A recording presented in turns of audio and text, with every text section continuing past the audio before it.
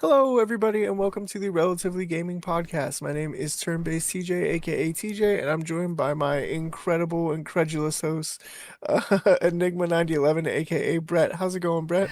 I'm doing okay. How are you? Also doing just okay. All right. A mellow week this week, guys, but don't worry, the energy will Mellow. pick up. Yeah, 100%. We here at Relatively Gaming, we talk about all things gaming and sometimes things that are relatively not so gaming.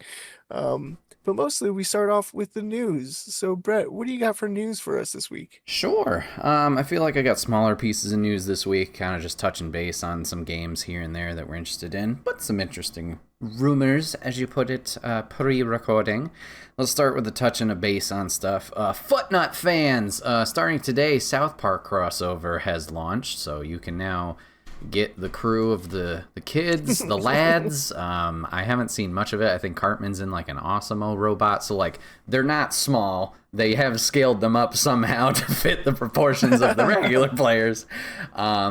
But yeah, there's some map changes similar to how The Simpsons had it. I don't know if it's a specific map, as well as some unique items. I think I saw like cheesy poofs from like season 1 were in there that they snack on all the time. There was like a dead Kenny head or something like that. But go check that out if you guys are into Fortnite or South Park with the crossover, because the crossovers are not stopping. I even saw some rumors for some stuff coming to the item shop soon. I'm trying to think of what it was. It was like another movie crossover, and I'm like, okay, that's a weird one. But as we talked about a few weeks ago, Fortnite is just the hodgepodge of everything now. It's got IP wise. literally every IP ever. Yep. Makes Super Smash Brothers look childish in comparison. Yeah, definitely. A game close to our hearts. Both hit our top 5 for backlog last year. But Marvel Rivals Deadpool comes out next week. He has cycled through each of the 3 classes. I don't know what he's settled on now. I think last time I played, he just has a question mark next to him. So the speculation will continue until the 16th when he drops. So next Friday's episode recording, he'll be out by then. So we'll know if he is set on a certain class or if the influencers and their talks are true, where he'll have either 3 variants or like a rotation of his class that's going on. So next week for Deadpool and the new season. So hopefully it's an exciting season pass. An interesting one. We'll see. I'm already excited. Nice. Me too. Over on the fighting game side of things, Alex was teased for Street Fighter 6. We knew this announcement was coming, or he's going to be part of the season pass for a while now. But we had a short cinematic trailer of him beating the shit out of somebody in the octagon. And being pretty cocky about it. So, looks impressive. I haven't played Street Fighter 6 in a minute, but it's cool that they're still supporting this game. I think this is their 3rd year of post-launch DLC. So, Street Fighter fans are eating good. Selfish piece of news. WWE 2K26, while not confirmed, has some rumored roster members that are going to be joining the cast in next year's iteration of the game. We're going to be having some wrestlers from AAA, the Mexican promotion that is now under the WWE umbrella. They are rumored to be part of the roster, whether it is launch or probably DLC is what I'm thinking. We have rumors for a bunch of AAA superstars.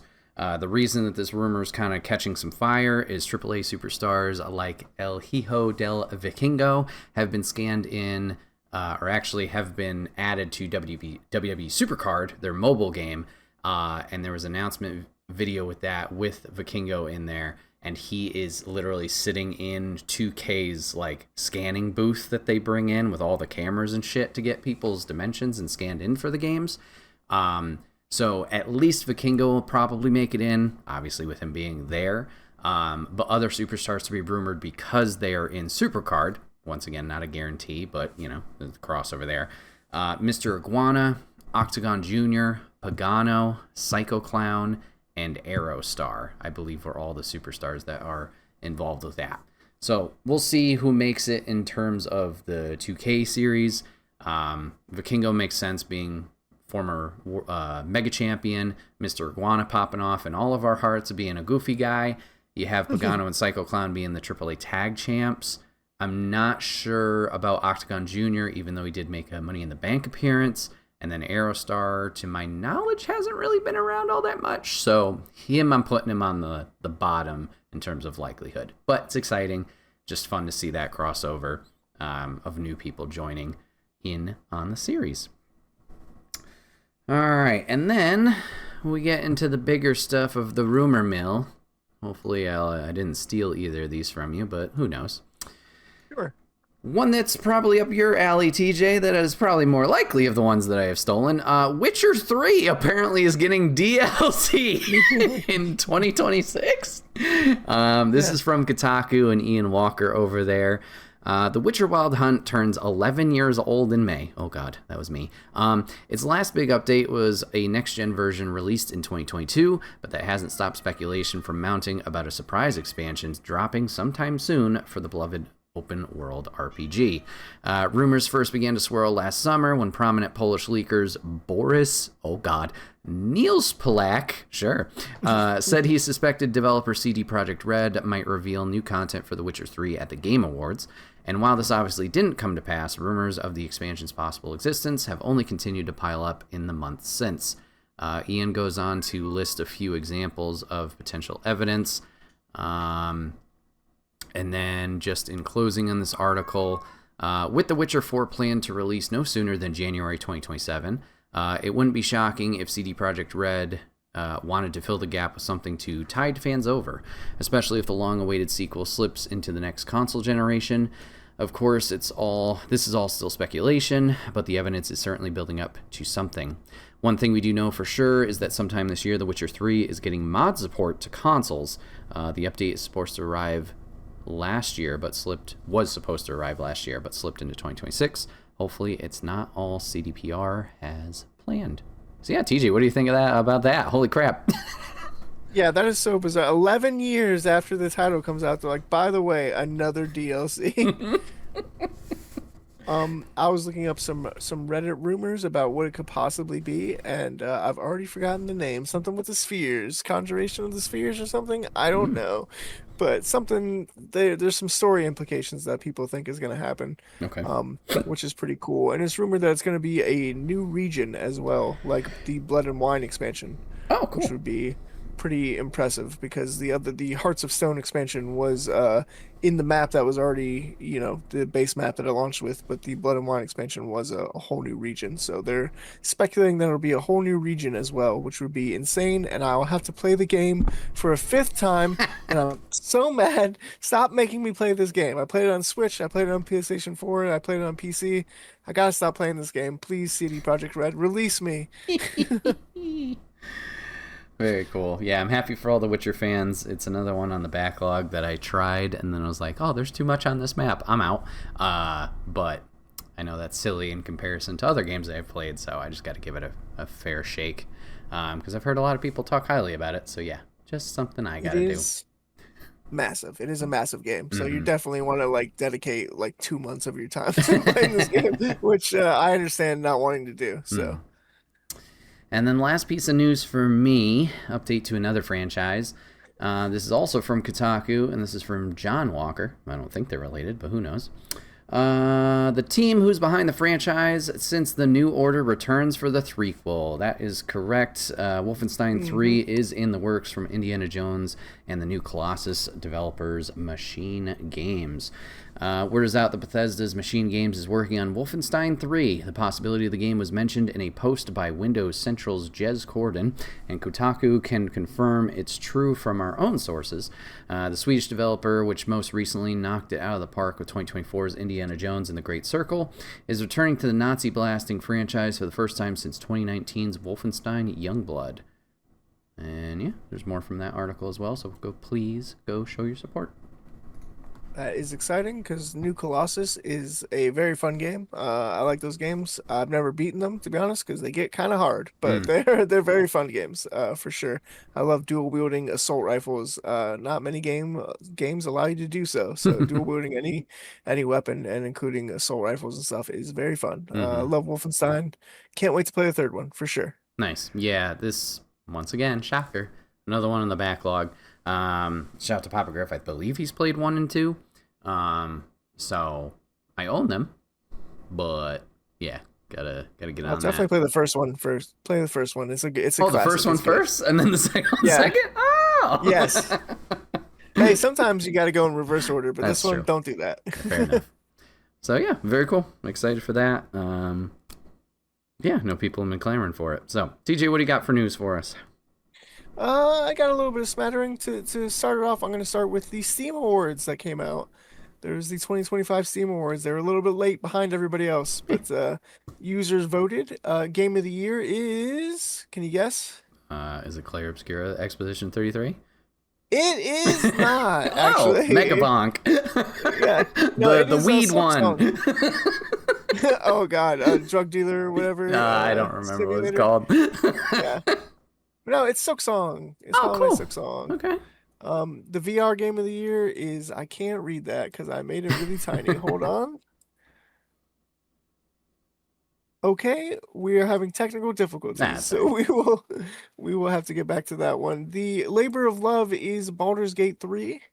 The best game on Steam Deck is Hades 2. Hmm. The Better with Friends category goes to Peak. The Outstanding Visual Style goes to Silent Hill F. Mm-hmm. The Most Innovative Gameplay goes to Arc Raiders. The Best Game That You Suck At goes to Silk Song. The Best Soundtrack goes to Expedition 33. You'll like this one. The Outstanding Story-Rich Game goes to Dispatch. Hey, nice. And the Sit Back and Relax game goes to RV There Yet.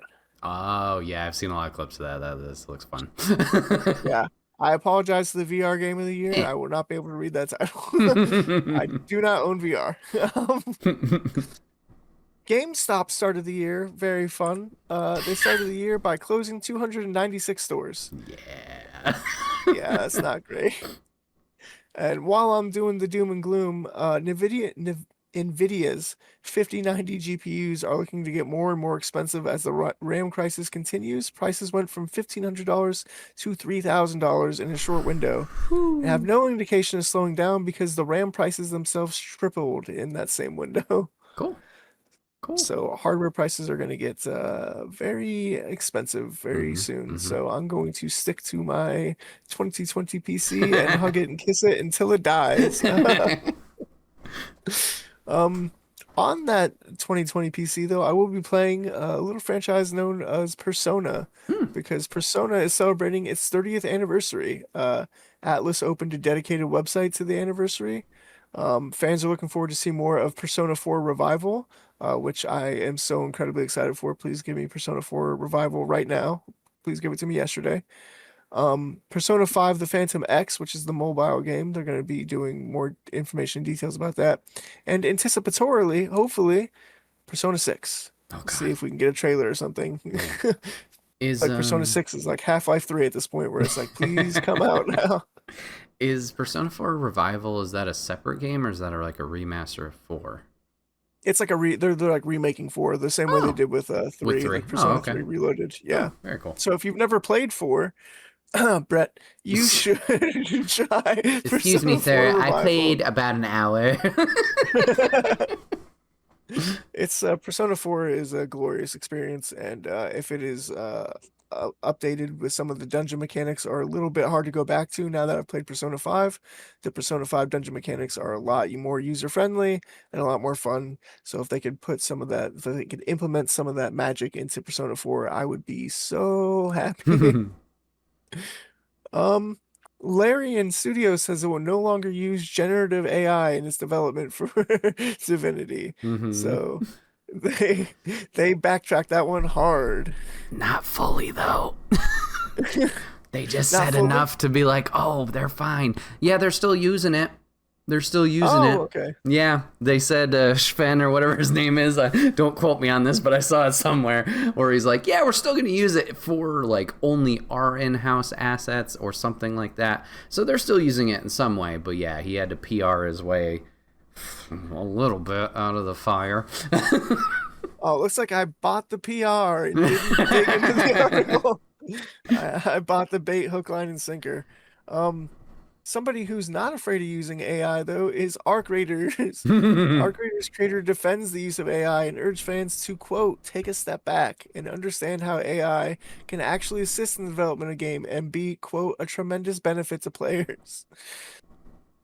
So they were taking a pretty firm stance on that. Are you looking up the Baldur's Gate I or the yeah, the Larian thing Larian is Studios? Yeah. for the Arc Raiders thing for AI. Are they just using it for voices? Do you know, or have they used it in other places? I thought they used it in some assets, but Oh, let me okay, double check. gotcha. Because I knew the voice thing was a big part of it, but I haven't paid too much attention to Arc Raiders, so I didn't know if they were using it elsewhere. It says that it's mostly used for speeching, but for speeching for for text to speech, but also it's machine learning for character animations they're using it for. Gotcha. Okay. So that's very interesting.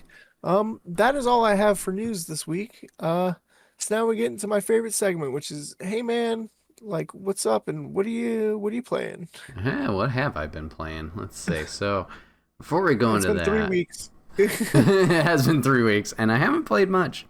Back on the Larian thing just for a moment. Sure. Let's see. This is from him, Sven Vink Vinky. himself. Yeah, however you say his name. So first off, there is not going to be any Gen AI art in Divinity. I know there's been a lot of discussion about using AI tools as part of concept art exploration. We already said this doesn't mean the actual concept art is generated by AI, but we understand it created confusion. So to ensure there is no room for doubt, we've decided to refrain from using Gen AI tools during concept art development. That way there can be no discussion about the origin of the art. Okay, that sounds good to me. Having said that, we continuously try to improve the speed with which we can try things out. The more iterations we can do, the better in general the gameplay is. We think Gen AI can help us with this. Can help with this. And so we're trying things out across departments. Our hope is that it can aid us to refine ideas faster, leading to a more focused development cycle, less waste, and ultimately a higher quality game. The important bit to note is that we will not generate creative assets that end up in a game without being 100% sure about the origins of the training data and the consent of those who created the data. If we use a Gen AI model to create in-game assets, then it'll be trained on data we own. Okay, so good they're cutting back on it. They are still using it, but now he's claiming that it's only going to be their assets and not the assets of the world. So, better. I still have a little bit of an hesitation, but we'll see. Yeah, absolutely, totally understandable. Yeah. All right. Oh, sorry. Go ahead. No. Go ahead. I was just gonna go back into what are you playing? That was what I was gonna say. So what have I been playing? So yeah, it has been a while. Well, it's only been a week actually. And I don't feel like I've been playing much. I want to give a quick shout out to Far Cry 3. I did start that on stream last night. Nice little fun walk down memory lane. Remembering that the woods are a hellhole and random tigers can attack you. Whoopsie. White tigers, no. Good to know that, C4 can take them out, but I'm excited to jump back more into Far Cry. The intention with this replay of 3 is I'm also going to be playing some other Far Cries. I don't know if I'm going to do all of them past 3. I never played 1 and 2, but obviously 3 I love a lot. It probably is my top Far Cry right now, so I wanted to replay that. 4 I'm on the fence with. I enjoyed it, but it wasn't my most favorite. 5 I loved. I know, get out your pitchforks and all that stuff. I loved 5. 5 is great. And then after replaying those, I'm gonna jump into the newer Far Cries that I haven't played, being Far Cry 5 New Dawn, the semi-sequel spin-off of 5, and then eventually Far Cry 6, which I was looking forward to at the time of launch, and then never played. So yeah, that's my intention with the replay now. But jumping into 3 last night was a lot of fun, a lot of memories coming back of like, oh yeah, here's this guy, this is what we're doing here, kind of, flooding back in of all that stuff. Either I really suck or the game is showing its age, but man, aiming and killing people, ooh boy, it is rough City Jones with some of those shots. I think it's more of a user thing, but it will be certainly an adjustment getting back into the swing of things with that. But that's been fun. Looking forward to playing more of it, and I'll probably be playing some of it off stream too, in terms of like chasing the platinum, clearing out everything. So I'll probably be able to talk more heavily on it next week with an additional stream as well as downtime. But I want to give a big shout to your stream redemption. I played Slay the Spire, and it's gotten its hooks in me. Hell yeah. That has been my chill out, zone out type game that I've put on while I have like a podcast on or other YouTube videos in the background. To my surprise, the first stream I did of that game, the run went very, very well. I think we made it to the end, or no, Act 2 or something like that. We made it pretty far. And I was really happy with it. If you don't know what Slay the Spire is, I mean, it's however many years old at this point. I'm definitely late to the party, like most things. It is a deck builder roguelike. So as you go through this map of different fights, merchants, random encounters, whatnot, you are using your cards to defeat enemies and gradually getting more cards, either more powerful cards, different cards, or upgraded versions of your cards to get stronger as you go to make it farther and farther into your play session. You're trying to take your character through 3 acts, 3 maps. If you do that and you beat the big bad at the end, woohoo, you won. If not, then you gain experience from what you did in that run to unlock more cards to be acquired the preceding runs after that.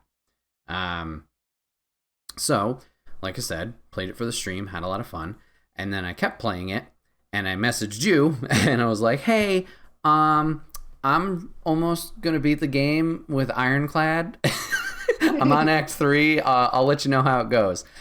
And then I beat it with Ironclad, and this was my 3rd run in. I'm like, ooh, okay, I must be doing something right. Yeah. So I had a great time with that. So now, since beating it that first time with Ironclad, I now have all the characters unlocked. I'm sorry, I don't remember each of their names. You have Knife Lady, you have the Silent. I'm sorry, the Silent, thank you. Silent. The Silent, you have the Defect, and then you have the last one, which I haven't played with. But they're all unlocked. Watcher, thank you. I played as the Silent. I like her gimmick with the shivs and the knives that you can collect throughout there. I've gotten pretty far with her, but not towards Act 3. Enjoy her. Defect I'm actually enjoying quite a bit. He has a magic-based mechanic with orbs. So he collects different orbs, whether it's lightning to do damage, plasma to gain energy. There's the cold, which gives you armor. And then there's darkness, which deals damage to the weakest enemy. I think that's all of them. That is, yeah. Took a little while for me to understand what was going on fully, because you can have the orbs and they do like passive things in the fight, but then also if you evoke them or discharge them, as I like to think, you get rid of the orb, but you get effects from doing that. So like the lightning will still attack when you discharge it. The plasma will give you the energy then. I think the cold does the same, but darkness, that's when the darkness takes effect of its damage. It just builds up constantly if it's passively in your orb, like inventory or whatever you want to call it. Yeah, it does. So I've been enjoying him a lot. I did a daily climb also. It was my first try doing that, and I beat that all the way through with Defect. A bit of a bummer that did not count towards a completion run with the Defect.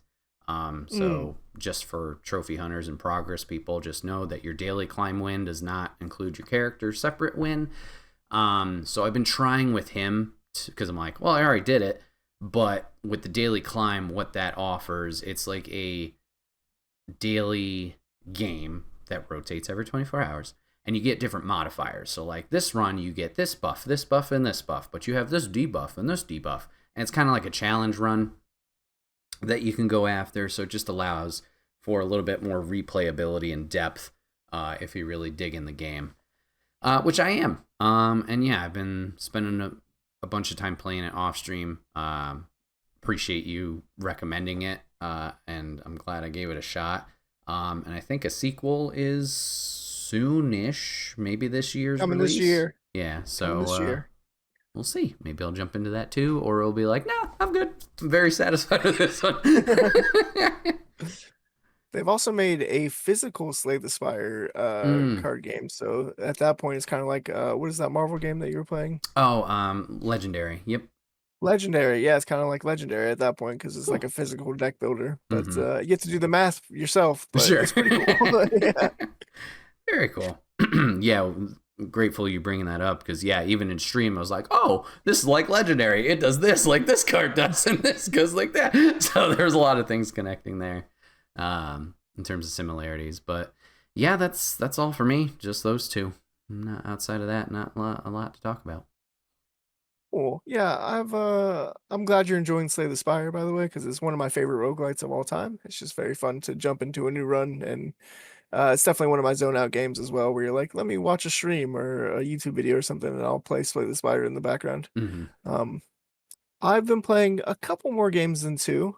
That game would be Rise of the Ronin, Miles Morales, Spider-Man, Ghost of Tsushima New Game Plus, Assassin's Creed Shadow, Metro Prime 4, Hades 2, Elden Ring, The Outer Worlds 2, and Kingdoms of Amalur: Re-Reckoning. Other than that, though, I've not been playing a lot of games. Nah.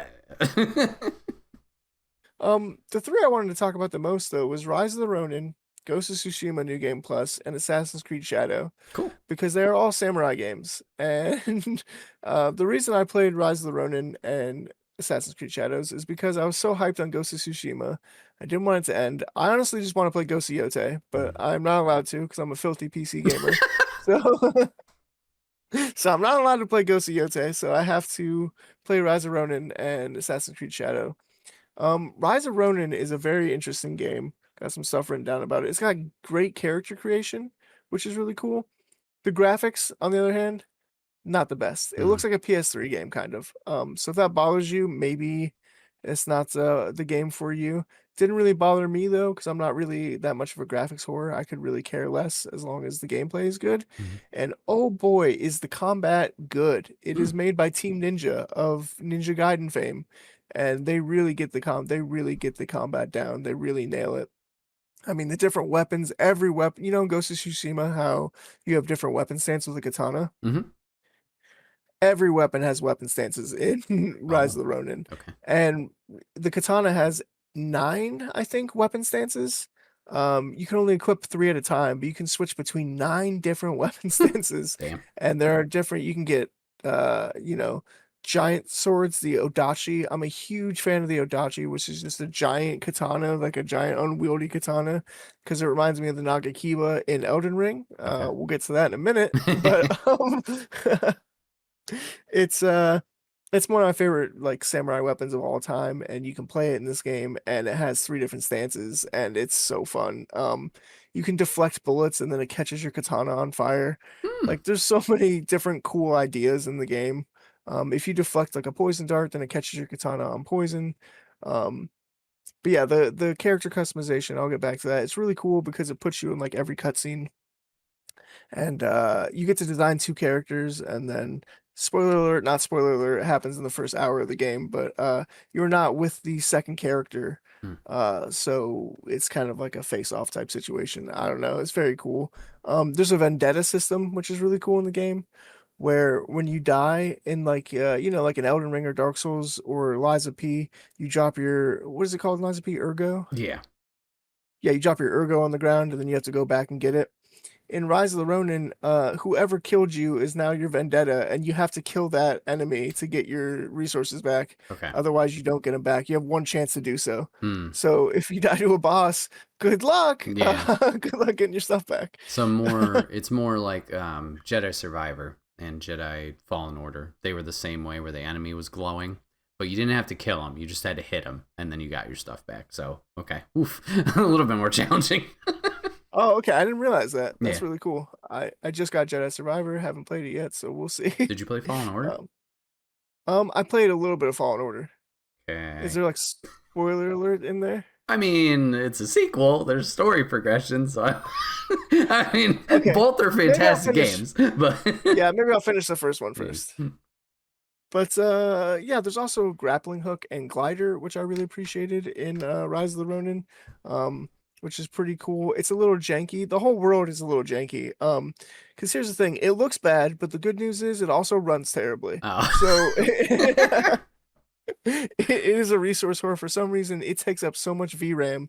I had to put it to low settings just to not go over my VRAM limit, and it still is pushing it, baby. Mm. But it's definitely worth it. The boss fights in the game are very tough but rewarding. They remind me of like Elden Ring or so. Like there's some boss fights where I really spent like 3 hours on trying to beat. Um, I almost just spoiled something, but no, I'm not gonna spoil who you're Good, fighting. But good. it's pretty cool. Also, I will say the setting is very unique. It's in 1800s Japan, and so it's when America pointed its cannons at Japan and was like, "Open up, otherwise we're gonna fire." Mhm. So you have all these factions where it's like some factions are supporting the shogun, where they're like, yeah, we support the idea of working with the Americans and the British and the rest of the world. And then you have the anti-shogunate people who are like, no, we want Japan to be closed off. So you have these kind of warring factions and stuff. It's really interesting. A lot of the missions you can choose to be pro-shogun or anti-shogun. So that's really cool. And you get different characters you can use depending on which run you do. So I kind of want to play the game a second time Mhm. and see what that's like. So really love Rise of the Ronin. It's a very good game. Assassin's Creed Shadows, on the other hand, sent me into a gaming slump. Mhm. The game is okay. It's just okay in every aspect of the game. The combat is just okay. The navigation is just okay. The world is just okay. It's fun, but like you could be playing Rise of the Ronin or Ghost of Tsushima. You know, that's what I kept thinking about the whole time. I'm like, man, I wish I was playing Rise of the Ronin right now. Mhm. I wish I was playing Tsushima. So maybe if I played it removed from those two games, I would enjoy the experience more. But I was like, it's just more Assassin's Creed Odyssey, is what I felt like Okay. when I was playing it. Um, I will say, however, I do enjoy the two characters. Hmm. You have Nawe and Yasuke. Yasuke is so incredibly awesome. It took me 13 hours to unlock this man.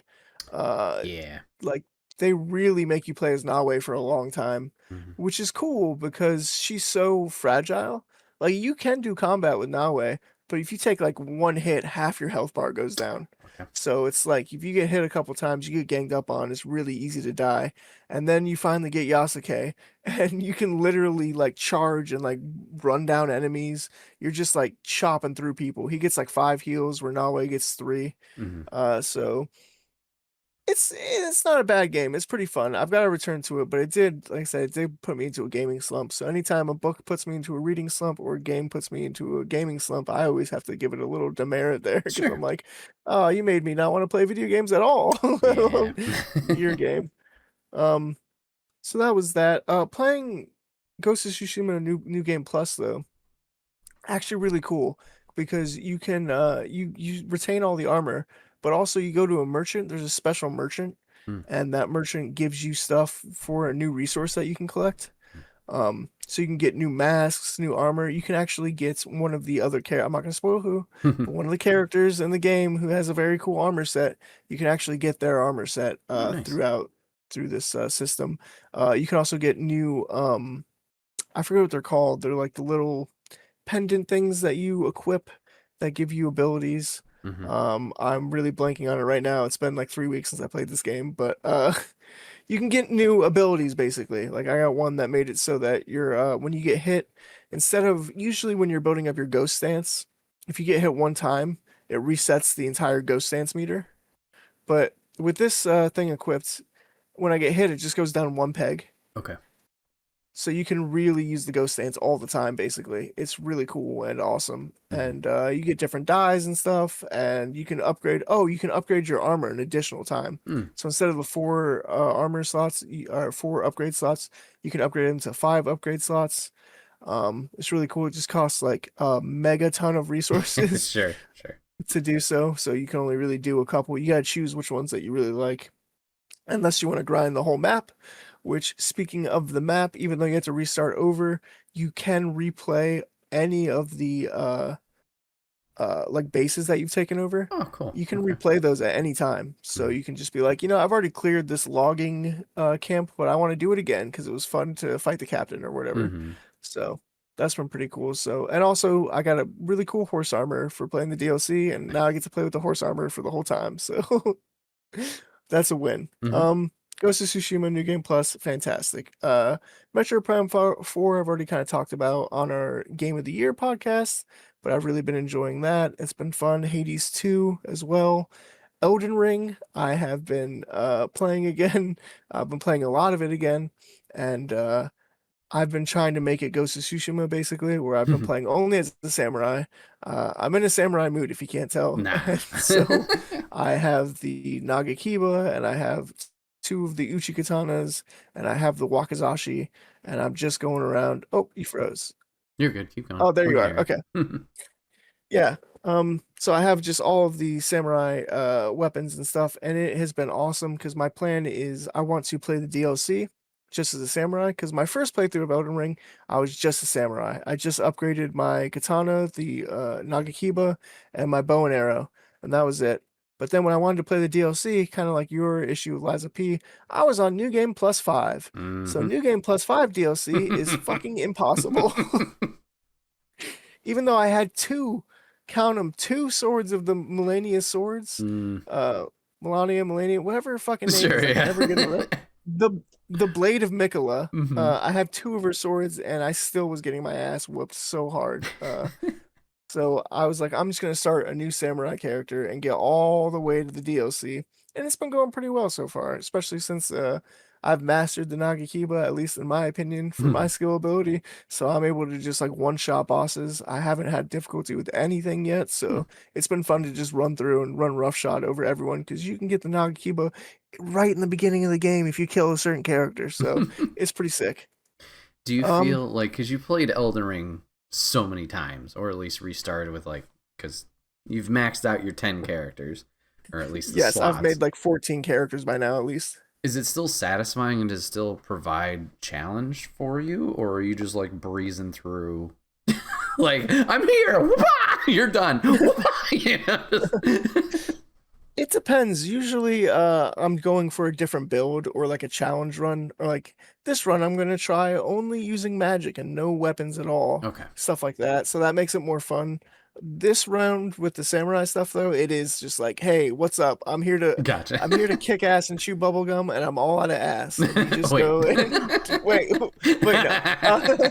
And you go and I'm just destroying it. I'm just burning everything to the ground. Hmm. It's very satisfying, actually. Okay, good. Um, there are some bosses that gave me problems with the Nagakiba originally, because I'm using the Axe Talisman Hmm. and the Spiked Tear Crystal. So that combo gives you a double bonus charge to charge attacks. Okay. Uh, but some bosses you really can't use charge attacks on because you do not have time to wind up the charge attack. You will get your ass kicked. Mm. So I'm sure there are some bosses that are going to give me issue, and the DLC is very hard Mm. for Elden Ring. Those of you out there who have played it, it is brutal. You actually have to level up within the DLC with like a certain other currency. So you can't like over level yourself and then go into the DLC because it just won't matter. Ah. Um, so yeah, even though I'm breezing through the game now, I'm breezing through with the hopes to get to the DLC and then try it as best as I can because I tried it with my faith-based character and I just got annihilated. And my faith-based character is very good. Using the coded sword and everything, for those of you who are in the know. But yeah, loving Elden Ring, loving also Kingdoms of Amalur Re-Reckoning. Mhm. Playing that game again, just bopping through. The combat in that game is so good. It's no Elden Ring, but it is much better than like a Skyrim, the combat. I'm just dumping on Skyrim again. I'm so sorry, Papa Griff. But the combat is very good in Kings of Amalur: Re-Reckoning, and I've been replaying it and just enjoying it. I feel like I've been all over this place talking about samurai games and talking about Elden Ring and stuff, but that's what I've been playing. I've been playing a lot of games. Been playing a lot of samurai games. Just been playing a lot since we last talked, so That's that's what great. I've been playing for sure. Very cool. Um, Now we can go into my favorite segment, which is we're gonna learn stuff. This is actually a segment I stole from Caleb Heron's podcast, So True. Do you know Caleb Heron? Have you heard of him? I don't He's a think so. comedian and he's very sassy. Okay. He's very funny. I was listening to his podcast while I was playing Elden Ring. Mm, So I was listening to that and I got this idea. At the end of every podcast that he does, he asks his guests a series of true or false questions. okay. And so not only am I inspired by this, but I'm also paying you back for that Super Smash Brothers quiz you made me do You're welcome. so many weeks ago. So I'm gonna ask you a series of true or false questions. Try to do it kind of quickly because they're not the most difficult questions in the world, but a little, a little speed will give it some difficulty. Okay. Not necessarily a speed round that may or may not come afterwards, but Okay. a little fast. Do it fast, but not too fast. Yeah, do it medium fast. Okay, true or false? The original Donkey Kong arcade cabinet was created using leftover parts from a canceled Popeye game. False. True. Fuck. True or false? The PlayStation 2 remains the best-selling video game console of all time. Was that surpassed? I know it was up there. I'm gonna say true. It is true. Ooh. The ESPR rating system in the US was created after the release of Mortal Kombat on True. home consoles. True. Woo. Yes. The Legend of Zelda was originally intended to be a multiplayer game. Oh, interesting if true, but I'm gonna say false. False. Cool. Minecraft was first released to the public in 2011. Minecraft. Oh God, when we graduated. Let's see. When did I start playing with Charlie? We were late even then. That was beta stuff. True. False. There was a public alpha in 2009, Oh, which I was a part of. Actually, I was part of the I beta. remember in you saying 2010. that. Yeah. Oh. In high school. Wow, good for them. Sega was the first video game company to introduce downloadable content on a home console. I want to say true, and that was the Dreamcast, right? Yeah, it was true with the Sega Channel. I don't know what that is. Was that that's just what the internet told me. That might have been tied into fucking. It's a game Max plays. Phantasy Star Online. I don't know if that's it. I don't know. Doesn't matter. Let me look up what the Sega Channel is actually. Now that we're talking about There it. was like Knights is on there, but I don't know if that's the channel. Oh my God. No, this is way before the Dreamcast, actually. The Sega Channel was a pioneering subscription-based digital game delivery service for the Sega Genesis Mega Drive in the mid-90s, Wow. allowing users to download games over cable TV for a monthly fee. Huh. Wow. That's impressive. I wonder how long that took. Download shit. Yeah. It must have taken a very long time. Yeah. Wow. Number 7, the Konami code was first used in the game Contra. True. False. It was first used in Gradius. Ah! Trick question, that one was. Uh, The Nintendo 64 was originally planned to use CD-ROMs instead of cartridges.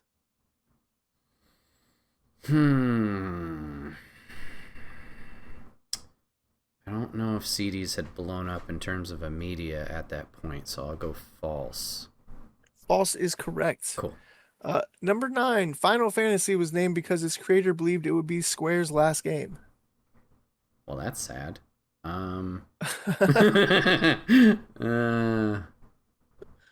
True. True. Yes. Sad but true. I mean, it worked out for him. Yeah, now they're on Final Fantasy 17? 15. No. 15. No. 15 was the boy band. 16 was Ben Stars, so 16.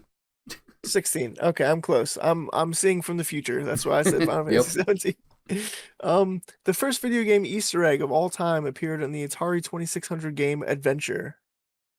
Oh, I think so. True. Yep, that Cool. is true. Uh, Number 11, Valve has never released a game with 3 in the title. I believe that's also true. That is true. They've never released a Because game Left with 4 3 in the Dead, title. Portal, Half Life. Yeah. Number 12, the character Solid Snake is genetically dominant over Liquid Snake. Oh, I don't know anything about Kojima games, bro. Death Stranding was my first Kojima game, and I barely touched that because it was fucking walking around mail delivery. Um, and then Snake's like everybody apparently in that game. There's Big Boss, there's Liquid Snake, there's False. I don't know. False. Liquid is dominant. Woo! Where's Gas Snake? We need him. Just want to say I've told this anecdote before, but I just wanted to say, speaking of Death Stranding, because we're all about relatively gaming and tangents here in the middle of our true false question. But Death Stranding, I was playing, and then I got a job working for UPS as a Ooh. delivery helper, and I was delivering packages all day. And then I got home and I was virtually delivering packages, and I was like, fuck this, I uninstalled the game. Yeah, I hear you. I hear you. I want to give a quick shout too. There's an indie game called Sticky Business where it's you make custom stickers and then you package them, you deliver or send them out and stuff like that. I'm like, this game's amazing. It's a beautiful game, but I had the same thing. I'm like, nope, this is just me at work. I don't need this right now. Shout out Yeah. Sticky Business. It's like a Scary Movie 3 or 4, whichever one they make fun of War of the Worlds, where he's like, oh, I'm so tired of working. And he's like, he's a crane operator. And then he goes into an arcade and he's like doing a mini crane operation. Yep. Oh boy. Okay. Anyway, number 13, the original Xbox was originally going to be called the Direct Xbox. False. True. Shit. Idiots. Can't name anything. Number 14, I don't really understand this one. We're going to skip it. Number 15. Okay. Pac-Man was designed to appeal more to women than other arcade games of its time. False. He's just a pizza. True. He's just a yellow ball that looks like a pizza. What? Yeah. Ladies, is that why we don't Ladies. attract anybody? Oh gosh. The number 16, the PlayStation logo was designed by Kent Kutaragi himself. True. True. Uh Number 17.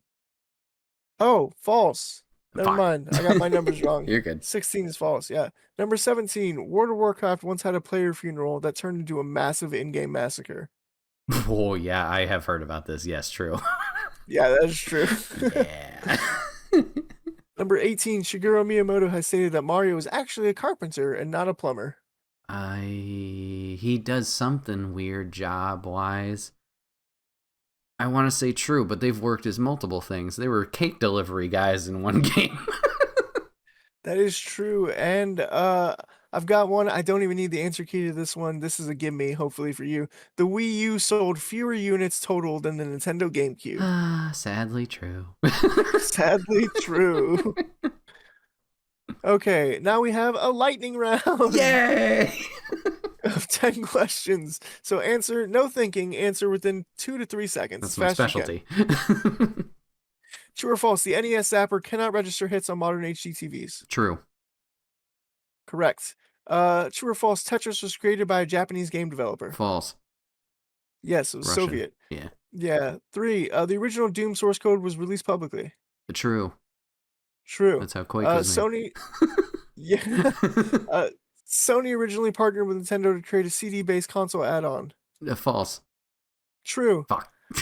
That's actually how PlayStation came about, because then they were like, we can do our own thing. Cool. And that's, I forget what that was called. There was like a CD adapter into the SNES that was whatever. It's not important. True or false? Halo was originally developed as a real-time strategy game.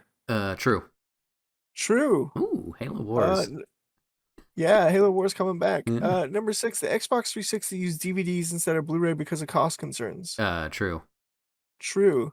Number 7, Street Fighter 2 was the first fighting game to include combo attacks intentionally. Ooh, shit. True. False. Combos were discovered accidentally. Oh, okay. That's a trick question. Cool. The GameCube controller was designed with competitive play in mind. True or false? No, false. False, absolutely.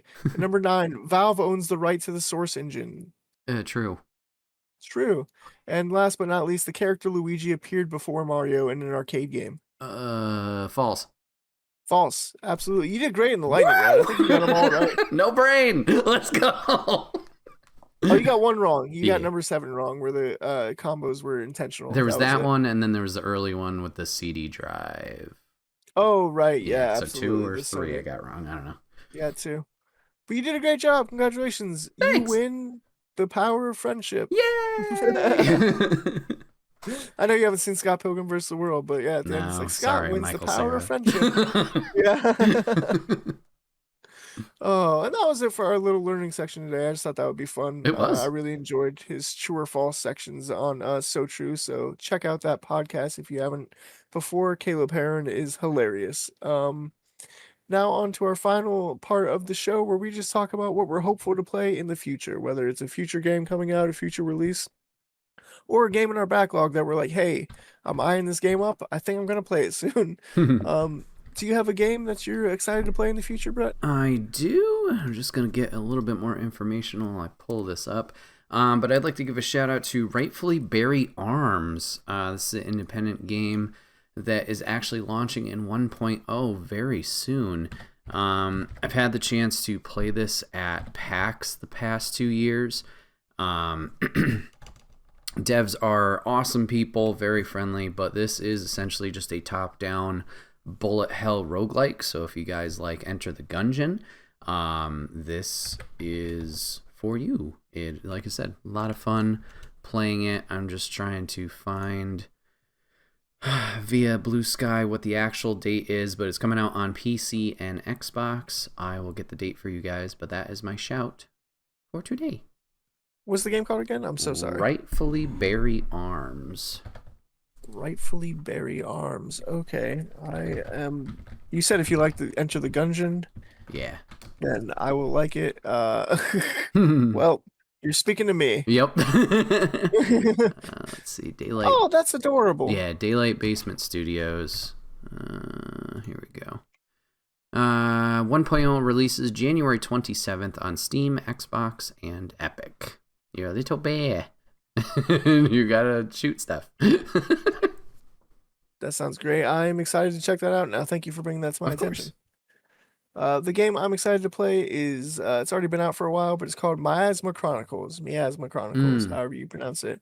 It is a stealth / turn-based game made by the people that made Mutant Year Zero.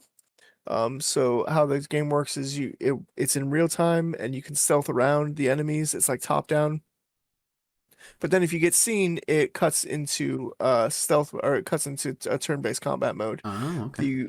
The rub of it is you want to take out as many people as you can before that turn-based mode, because the turn-based tactics are brutal. You will get hit very hard.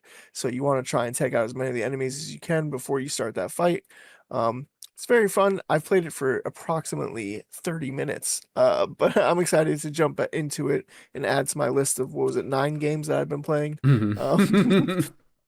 So, yeah, I really enjoyed Mutant Year Zero. I couldn't beat it because it got so hard. So I'm hoping Miasma Chronicles is a little bit easier for me, or I just focus on it a little bit more. I think the problem with Mutant Year Zero is that I was not paying it enough attention, and so I kind of let it go by the wayside. But Miasma Chronicles, I think I'm gonna put my whole ass into and see if I can go for it. So that's what I'm looking forward to for sure. Very cool. Very nice. Yeah, absolutely. And with that, that's another episode of the Relatively Gaming Podcast. Thank you guys all so much for your support, your comments, your likes, your watches, your whatever. We really appreciate you. If you have anything you want us to talk about or any segments you want to cover, please put that in the comments below. And as always, have a wonderful evening. Bye, guys. Bye-bye.